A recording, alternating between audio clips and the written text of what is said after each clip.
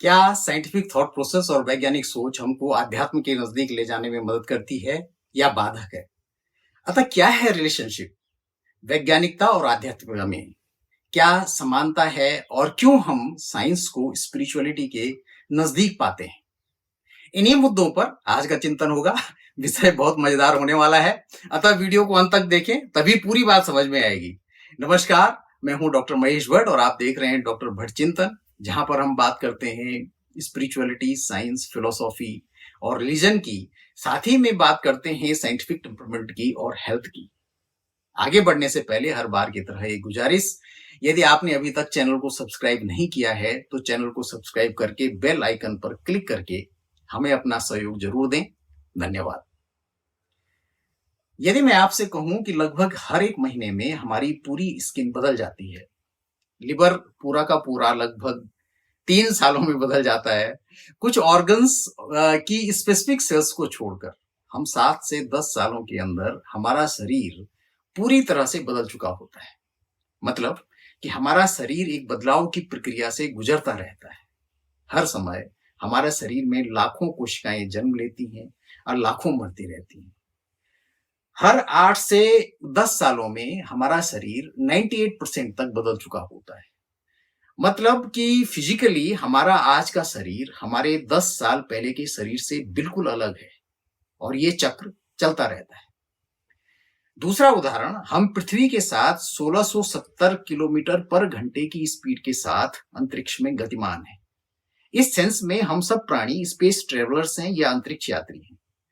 तीसरा उदाहरण, सभी मनुष्यों की शरीर रचना, एनाटॉमी और फिजियोलॉजी एक सी होती है, उसमें किसी भी प्रकार का अंतर नहीं होता है और विज्ञान ये कहता है कि सारे भेदभाव हम लोगों ने ही पैदा किए हुए हैं। सभी धर्मों के मानव विज्ञान की दृष्टि में एक हैं। इसकी खोजें भला या बुरा सबको एक ही प्रकार से अफेक्ट करती हैं। विज्ञान की दृष्टि में मानव होमोसेपियंस नामक प्रजाति का प्राणी है जो विभिन्न भौगोलिक क्षेत्रों में अपने उन्नत ब्रेन की बदौलत रह सकता है और प्राणी जगत के शीर्ष पर विराजमान है, जहां से वो पूरे प्राणी जगत की और कुछ हद तक प्राकृतिक प्रोसेस को भी अपने हिसाब से अपने लिए अच्छे और बुरे तरीकों से कंट्रोल और मोल्ड कर सकता है। चौथा उदाहरण, हमारी पृथ्वी पूरे ब्रह्मांड के अरबों खरबों स्टार सिस्टम्स में से एक स्टार सिस्टम में है और इसकी विराटता में मनुष्य का प्रादुर्भाव मात्र कुछ लाख साल पहले की घटना है और मानव मस्तिष्क का विकास तो करीब 75,000 साल पहले से ही रफ्तार पकड़ा है। मानव सभ्यता भी पिछले 10,000 सालों की ही बात है और विज्ञान तो पिछले चंद 100 सालों का कारनामा है। अतः हम ये कह सकते हैं कि अपने आप को शक्तिशाली समझने वाले मनुष्य का अस्तित्व इस पूरे ब्रह्मांड की स्कीम में कुछ भी नहीं है। अब आते हैं पांचवें और अंतिम उदाहरण पर। हमारे विभिन्न प्रकार के ज्ञान अंततः हमारे सर्वाइवल फियर्स को ही एड्रेस कर रहे होते हैं। ये वही डर है जिसको एक कीड़ा अपने रंग बदलने के हुनर से पत्तियों के बीच में छुप कर अपनी जान बचाने में सफल हो जाता है और एक मनुष्य अपने तेज दिमाग का उपयोग करके अपने बचने की जुगत भिड़ाता रहता है। अतः हमारा अस्तित्व भी हर समय एनिमल किंगडम के अन्य प्राणियों की ही तरह से हर समय खतरे में रहता है। ये पांचों वैज्ञानिक उदाहरण हमको आध्यात्मिकता, स्पिरिचुअलिटी के करीब ले जाते हैं, जहां पर हम कनेक्टेड महसूस करते हैं। हम अपने अस्तित्व को अपने फिजिकल बॉडी के अंदर और ब्रह्मांड की विराटता में खोज रहे होते हैं या समझने की कोशिश कर रहे होते हैं। इसकी समझ एक तरफ हमको आश्चर्यचकित कर देने वाली होती है, तो दूसरी तरफ हमारी मानवीय कमजोरियों, वैमनस्य, हेट, विभिन्न प्रकार के बांटने वाले विचारों और नकारात्मक विचारों को, जो कि मानवता एवं मानवीय मूल्यों के विपरीत और जीवन के किसी भी फॉर्म के लिए नुकसानदेह होते हैं, उनको समझने और उनसे बचने में रास्ता दिखाने का काम करती दिखती है। विज्ञान का अंतिम उद्देश्य सत्य की खोज ही होता है और हर प्रकार का ज्ञान, चाहे वो धार्मिक हो, सामाजिक हो, दार्शनिक या आध्यात्मिक, उनका उद्देश्य भी सत्य को जानना ही है। लेकिन इन सब विचारों में विज्ञान कहीं गहरे तक हर विचार की सत्यता की भी पड़ताल करके, उनको चैलेंज करके, उनको सुधारने का भी काम करता है उदाहरण के लिए दुनिया के हर हिस्से में विज्ञान के उद्भव के साथ ही साथ विभिन्न प्रकार के भेदभाव, असमानताओं, ऊंच नीच, स्त्रियों के प्रति अत्याचारों पर लगाम लगी, जिनके पीछे विभिन्न प्रकार के धार्मिक रीति रिवाज, कर्मकांड और सामाजिक कुरीतियां थी। विज्ञान के ज्ञान ने बहुत सारी मान्यताओं को ध्वस्त किया और साइंटिफिक टेम्परामेंट को विकसित करने में बहुत मदद करी। लेकिन इसी के साथ ही साथ विभिन्न धार्मिक और सामाजिक विचारों और वैज्ञानिक विचारों के बीच एक टफ कन्फ्लिक्टिंग सिनेरियो भी बना, जिसमें साइंटिफिक कम्युनिटी को और वैज्ञानिक विचारों को टारगेट करने के साथ ही साथ उनका कई प्रकार से उत्पीड़न भी हुआ।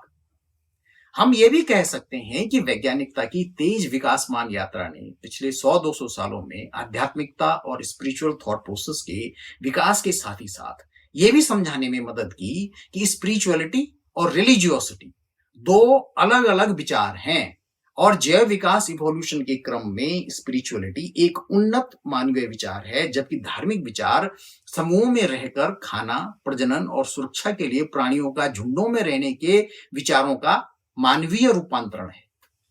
यही कारण है कि ईस्टर्न और वेस्टर्न फिलोसॉफिकल थिंकिंग में स्पिरिचुअलिटी की समझ बदली और स्पिरिचुअलिटी आध्यात्मिकता को रिलीजियोसिटी या धार्मिकता से अलग विचार के तौर पर देखा और समझा जाने लगा। इसी के साथ विज्ञान के कुछ क्षेत्रों जैसे कि क्वांटम फिजिक्स और एस्ट्रोनॉमी ने फिजिकल रियलिटी को और इसमें हमारे अस्तित्व को एक नए प्रकार से परिभाषित किया, जिसने विज्ञान के अंदर मिस्टिसिज्म को जन्म दिया।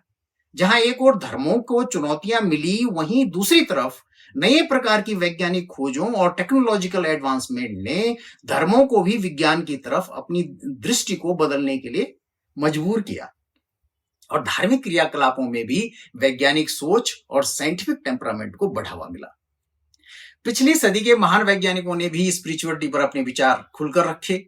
इस पर प्रसिद्ध वैज्ञानिक कार्ल सैगन का यह कहना कि science is not only compatible with spirituality but it is a profound source of spirituality, ये दिखाता है कि विज्ञान ने धार्मिकता के बजाय आध्यात्मिकता को बढ़ावा दिया, क्योंकि साइंटिफिक टेम्परामेंट धार्मिक दकियानुसी और रिजिडिटी के खिलाफ रही और खुलेपन, बाउंड्रीलेस थिंकिंग, कनेक्टेडनेस और ह्यूमैनिटी और ह्यूमन वैल्यूज के पक्ष में रही। अतः सारांश में कहा जा सकता है कि विज्ञान और वैज्ञानिक सोच ने धार्मिकता को चैलेंज करके आध्यात्मिकता को नए आयामों के साथ परिभाषित करने और एक बिल्कुल नई समझ विकसित करने में मुख्य भूमिका निभाई और मनुष्यों के दिमाग के वैचारिक इकोसिस्टम को बहुत हद तक बदला और आगे भी बदलेगा। और इसमें उसका साथ आध्यात्मिकता ने एक नए रूप में नई समझ के साथ दिया। आज के वीडियो में इतना ही। अंत में यदि आपने अभी तक चैनल को सब्सक्राइब नहीं किया है तो चैनल को सब्सक्राइब करके बेल आइकन दबाकर हमें अपना सहयोग दें। इस वीडियो को लाइक करें, शेयर करें और देखते रहें डॉक्टर भट्ट चिंतन। धन्यवाद। नमस्कार।